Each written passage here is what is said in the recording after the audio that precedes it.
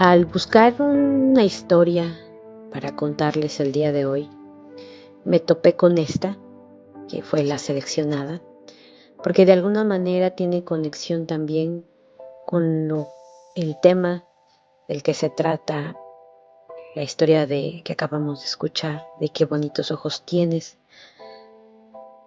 que tiene que ver con Carmela, ¿no? Porque eso me hizo preguntarme, ¿qué importancia tienen las personas en nuestras vidas? ¿Cómo marcan nuestros destinos? Pero sobre todo, ¿cómo nos definen las ausencias? Aún más que las presencias, quizá. Yo creo que todas y todos hemos tenido pérdidas en nuestras vidas. Un ser amado, un sueño, un deseo que nunca se consumó o que nos abandonó. Y nos quedamos aquí sobreviviendo como mejor podemos. Carmela lo hizo de alguna manera. Mi historia, la historia que les voy a leer, es de una mujer cuyo destino fue delineado por una sola ausencia. Esta es una historia real, como todas las que les hemos contado, pero a diferencia de las anteriores, no es la historia de una amiga, de un familiar.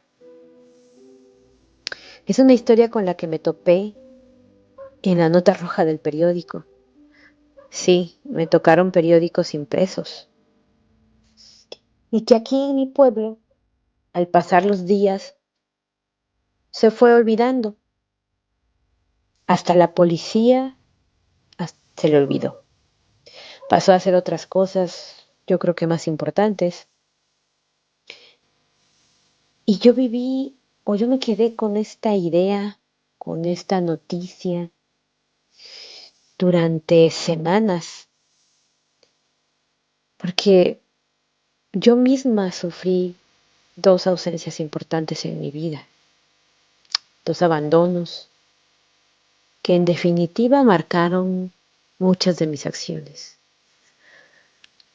Entonces, lo que ocurrió, lo que se narró en ese periódico, de tiraje aquí, pues, local, me hizo pensar en todo eso, en lo que llevó a esas personas. Entonces, pensé en eso, en los abandonos, en las ausencias. Así que bueno, esta historia se llama La mujer de la playa. Espero que les guste. Sería muy bueno escuchar o que nos dejen saber sus comentarios. Igual y nos hagan partícipes de alguna situación particular. Bueno, la historia va así. El mar parecía huir desesperado del sol. Se retraía ansioso y cuando fallaba, se azotaba brutal contra la arena, quizá en un inútil intento de suicidio. Hasta el pórtico en el que me encontraba recostada, llegaba el aroma salobre de su sangre de mar, desparramándose sobre la playa. Era delicioso estar allí, mirando la luz del día, languidecer, dando lugar a una sombra tibia que devoraba lentamente todo a su paso. Las rocas, la arena, las hierbas quemadas que crecen a la orilla del camino oculto que lleva a la playa, y el viento, ese viento apurado que levantaba una delicada tela de arena.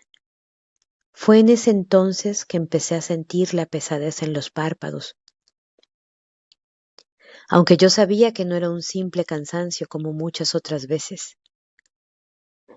Era una fatiga de muerte. Lo sabía desde hacía unos meses. El temblor en mis manos cada vez que picaba los tomates, las arrugas en el cuello me avisaban entre murmullos que era la muerte aquello que veía en el espejo. En ocasiones la podía sentir detrás de sus líneas arrosas o en el olor a naftalina de mi closet.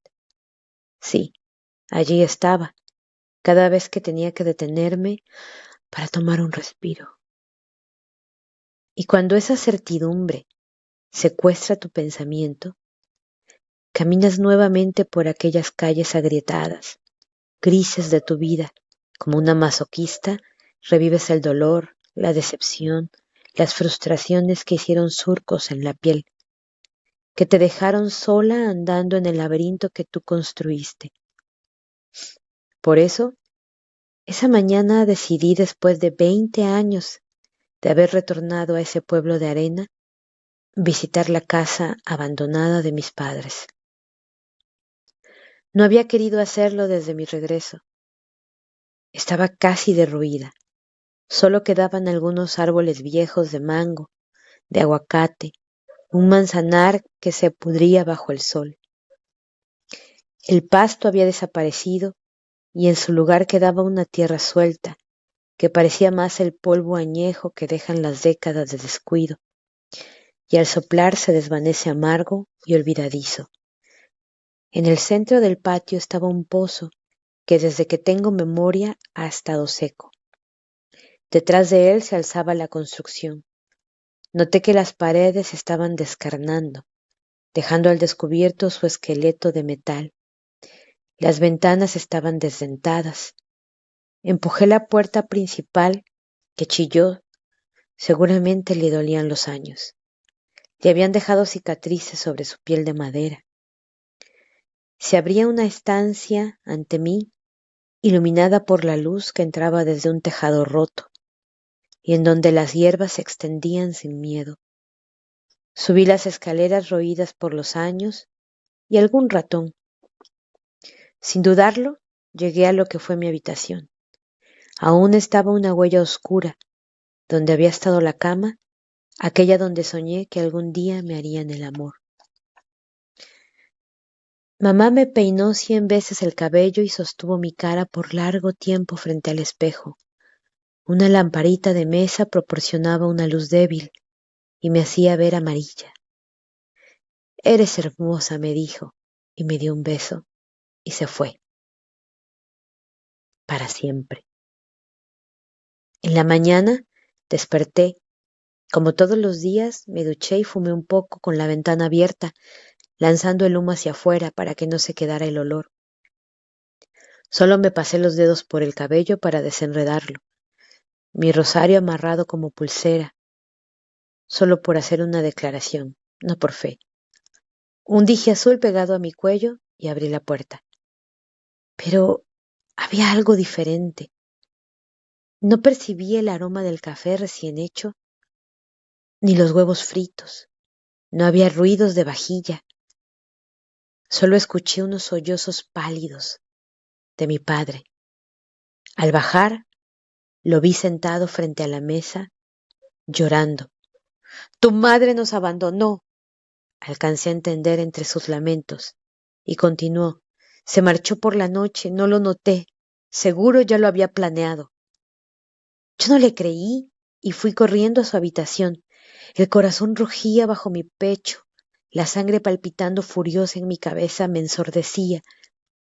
Me detuve frente a su armario, temerosa de abrir las puertas. Los brazos eran un par de rocas imposibles de mover. No sé cómo lo hice, pero me topé con el interior de su closet. Estaba vacío. Su olor se burló de mí. Los ganchos desnudos golpeaban entre sí y parecían carcajadas. Solo estaban tirados un par de zapatos que mi papá le compró y que ella siempre odió, porque le sacaban ampollas, y un sombrero de paja que mi padre le dio para cubrir su delicada piel cuando salíamos. Mi madre era una mujer hermosa, ausente. Por eso mi padre la mimaba todo el tiempo. Estaba desesperado por ser amado por esa mujer espléndida y fría. Y recordé, ese día el sol quemaba con odio. Se había enfurecido y dejaba caer su calor implacable sobre el asfalto, sobre las hojas calcinadas, y quemaba todo lo que estaba debajo de él. Por eso mi padre le había comprado ese sombrerito.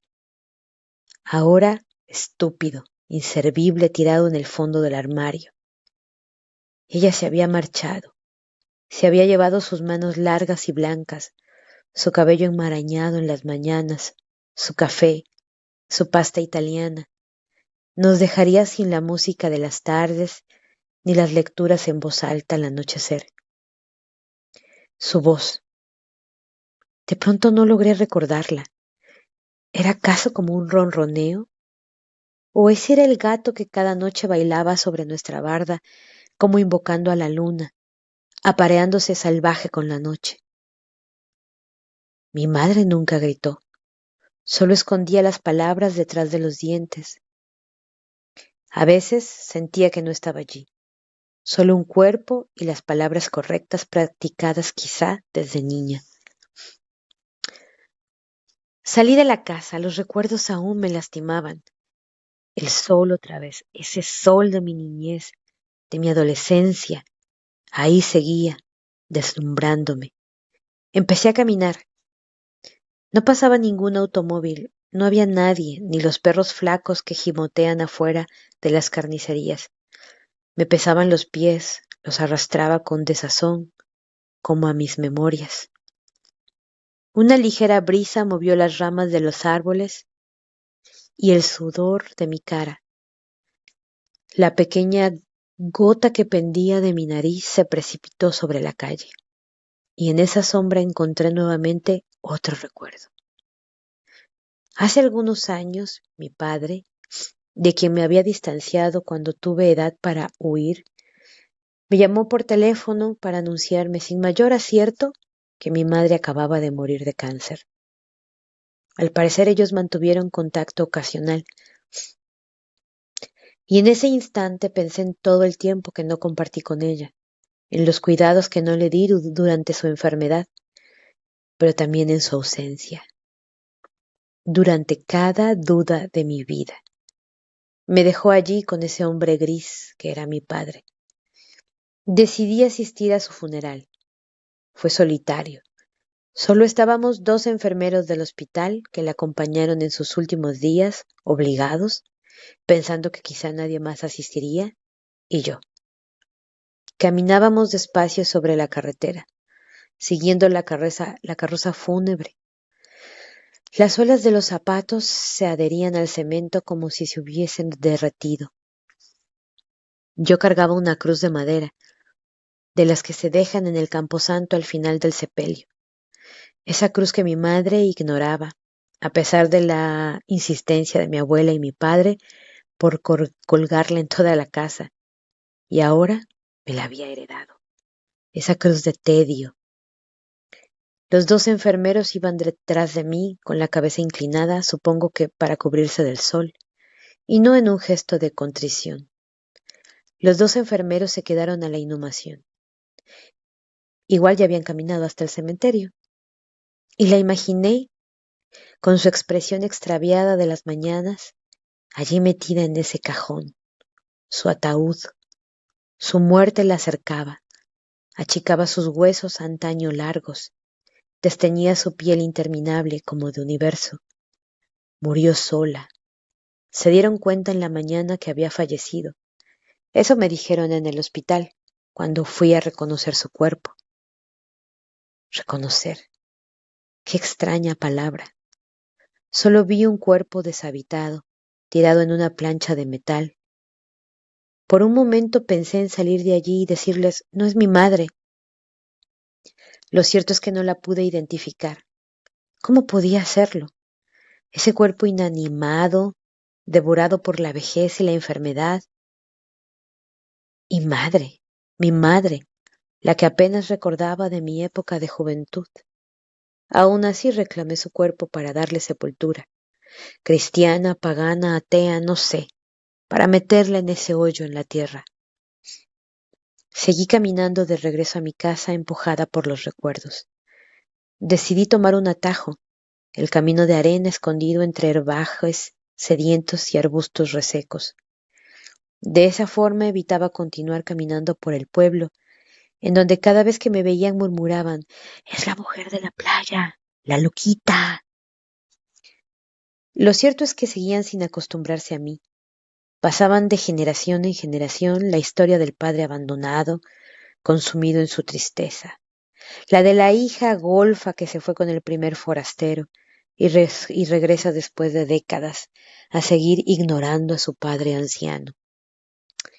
Pero fue culpa de ellos, mi madre, una raza de mujeres insensibles como yo, y mi padre, tan débil que me asqueaba. Todas las noches llorando, justificándola. Se había ido porque él no le regaló el collar que quería, o porque le cargaba la mano en la cocina y conmigo, porque siempre estaba trabajando, pobre estúpido. Detuve mi andar al ver una nube gris, panzona, dilatándose sobre el mar.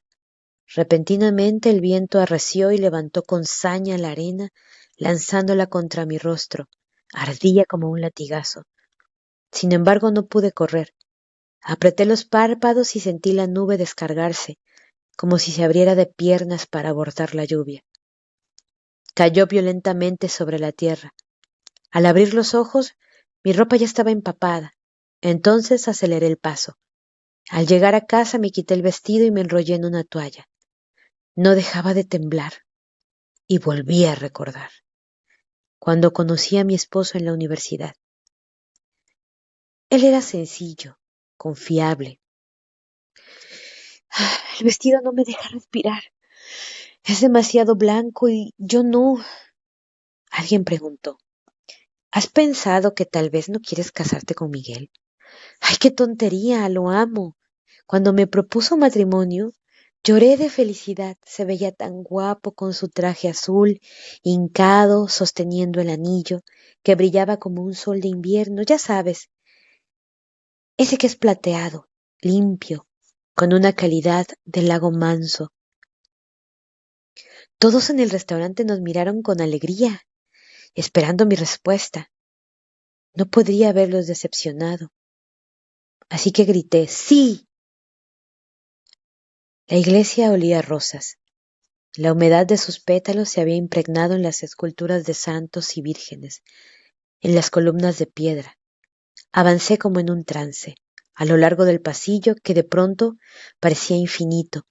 Se alargaba a través de la losa. De reojo vi a los invitados. Traían las sonrisas pintadas como de payasos. Casi no distinguía a Miguel. Apenas reconocí su debilidad de títere de trapo. Durante la misa, lo único que podía sentir era el sudor resbalando por la espalda, entre los senos, por mi rostro. Ya en la noche, en la alcoba, mientras Miguel arremetía como otras veces, todas las cosas se enmudecieron. Lo vi moverse, empujar, agitado, enrojecido, lleno de placer, pero yo estaba sorda, como embotada. Todo me pareció una novela, la novela de alguien más. Estaba ajena. Cuando terminó por fin se quedó dormido y yo me escondí en una de las esquinas de la alcoba. Las sombras empezaron a temblar y yo a llorar. Era un llanto absurdo que brotaba de no sé dónde. Y así continuó. Parí a mis hijos en medio del llanto y de un vacío que traía a cuestas desde niña, pero se había hecho gigantesco cada día, desde aquel día en la iglesia. Era por lo tanto muy familiar y añejo, así que nunca intenté sacudirlo. Lo traía al ducharme, al acostarme con Miguel, cuando mis hijos gritaban y jugaban. Ahora ese vacío ya no era únicamente un extraño acompañante, era la muerte. Recordé el día en que me marché, porque no quería ser como mi madre. No podía heredar esa indiferencia, seguir reproduciendo el hartazgo. La tormenta se intensificó. La electricidad se fue porque un rayo destruyó la instalación eléctrica y su resplandor azul metálico se coló por cada grieta de la casa. Repentinamente me sentí asustada de morir desnuda, así que corrí a mi alcoba y me puse el primer vestido que encontré. Resulta que fue el que usé cuando conocí a Raúl. Acababa de regresar a este pueblo El calor se condensaba en cada borde, por eso parece que todo estaba derretido, fundido. Todos me miraban con extrañeza andar en la bicicleta. Llegué a la licorería, buscaba un vino barato, solo para poder dormir, y lo vi degustando una copa. Sus labios me parecieron fascinantes, hechos como de agua, transparentes y profundos, y luego su cuello grueso, como de tronco maduro, su piel perfecta. Eso era un poco como la de mi madre, de universo. Me gustaron sus manos y su lengua. Fue la primera vez que tuve placer. Parecía conocerme. Cada espacio, cada esquina oscura, nunca me exigió. Llegaba y me cantaba. Después se robaba mi piel. Se fue también. Solo había ido con un grupo de trabajadores de la compañía eléctrica. No importaba. Me había dejado caricias debajo del vestido y placer profundo e infinito. Encendí algunas velas que me permitieran ver el temblor de mis dedos. Abrí un cajón y hasta el fondo de la ropa arrugada estaban las fotos de mis hijos. No sentí nada. Miguel siempre fue su favorito. No me molestaban. No podía esperar amor y lealtad de parte de ellos. Siempre estuve ausente, como mi madre. Nunca participé en sus juegos o triunfos académicos. Me perdía en el mar de mi hogar. Mis ojos buscaban ese mar de niña. Mi cerebro repetía su murmullo, el cuchicheo de la marea. Conforme pasaban los años era más claro para mí que no podía quedarme con ellos. No les pertenecía, nunca fueron míos. Me deshacía en un oleaje cada vez que los tocaba. Están mejor donde están ahora. Otro recuerdo. Me dolía la cabeza cada vez que Miguelito bateaba. El golpe de la pelota contra el bat me partía el cráneo. Esa vez ganó su equipo y todos nos levantamos de las gradas para felicitarlos. Yo seguía a los otros padres, imité a la perfección cada ademán y gesto de orgullo. Diana se colgó de mi falda con sus manos llenas de caramelo. Su papá siempre traía en los bolsillos un puñado de chocolates. Era como mi papá consintiendo a mi madre, pero él con nuestros hijos. Diana y Miguel eran débiles. Se deslizaban por las calles como el polvo que dejan los pasos y los días. Miguel abrazó a su hijo con orgullo. El rostro del niño estaba moteado de tierra y la punta de su nariz brillaba bajo el sol. Lo hiciste muy bien, dijo su padre, y me volteó a ver a mí, esperando que repitiera esas frases. Y así fue. Había aprendido muy bien el lenguaje de las familias. Salían las palabras de mi boca sin pensarlas, como las dolientes que rezan en los velorios. El niño siempre supo de mi ausencia. Nunca me miraba directamente a los ojos. Escuchaba mi voz, pero sin atención. Y cuando podía posar su mirada en mí, era con desconfianza, como si yo fuera una desconocida. En cambio, Diana siempre me sujetaba de la ropa o de la mano, tratando de detenerme. Fuimos a un restaurante a celebrar el triunfo, pero era como un sábado común.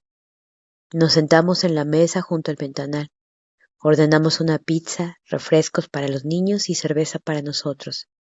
Los niños reían, ese era su mundo.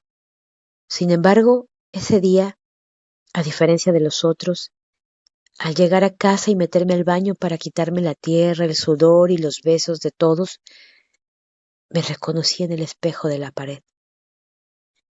Me hundí en mi propia mirada hueca, en la opacidad que siempre había estado allí y que se empeñaba en ignorar. Cada día repetir los movimientos anteriores de siglos y hombres pasados. ¿Con qué propósito? ¿Y a mis hijos qué les esperaba? Reproducir frases y ademanes que otros, muchos antes que ellos, ya habían usado. Entonces supe que ese era el día. Lo intentaría. Es fácil cuando el golpe lo das a quien no espera recibirlo. Miguel era un hombre grande y robusto. Un golpe seco con el martillo lo dejó inconsciente. Después, el cuchillo buscando adentro de sus entrañas. La libertad. Sangre, mucha, en todas partes. Todo se precipitaba. Lo estaba liberando. Me sabían las encías a óxido. Silencio, penumbras. Dormitaban mis hijos. Los dos estaban en una misma habitación. Y el cuchillo otra vez. Entró en Diana primero, pero Miguelito despertó y me empujó. Lo miré con sorpresa y él me reconoció en ese momento. Así que me fui entre las sombras de la madrugada. Supe por los periódicos que la niña había sobrevivido, y el niño solo había dicho que un extraño había entrado y que su mamá los había abandonado antes del ataque. Me quería fuera de sus vidas. Los niños quedaron con los abuelos paternos. Fui interés de la policía por unos meses, pero mi padre, como el hombre débil que siempre fue, me justificó y protegió. Nunca quiso aceptar lo que había pasado. Yo no luché, ni quise, ni podía hacerlo, por la custodia de mis hijos. Hubiera sido además una vulgaridad. Y ahora, aquí estoy, oliendo la muerte que baila sobre mi cabeza, que se estira en las paredes, que le sopla las velas y las apaga. Me acuesto, tantas personas, y ahora no hay nadie, solo los recuerdos, danzando con la oscuridad que ha caído sobre mí. La tormenta sigue, resplandece llena de vida y furia. Imagino el mar devorando a la arena y las escolleras. El salite penetra en cada rendija. Todo enmohece, se carcome en presencia de la sal y la humedad. Incluso yo empiezo a envejecer más rápidamente. Me arrugo, me reduzco poco a poco, como si fuera un castillo de arena indefenso ante las olas. Es la muerte. Desaparezco. Soy nada. Soy la nada. Copyright 2025. Al toque de la una. Todos los derechos reservados. El contenido de este podcast, incluyendo audio, guiones y cualquier material adicional, está protegido por leyes de propiedad intelectual. No se permite la reproducción, distribución o modificación de este contenido sin el permiso expreso de Al toque de la una. Gracias por respetar nuestro trabajo y por escucharnos. Nos vemos en el próximo episodio.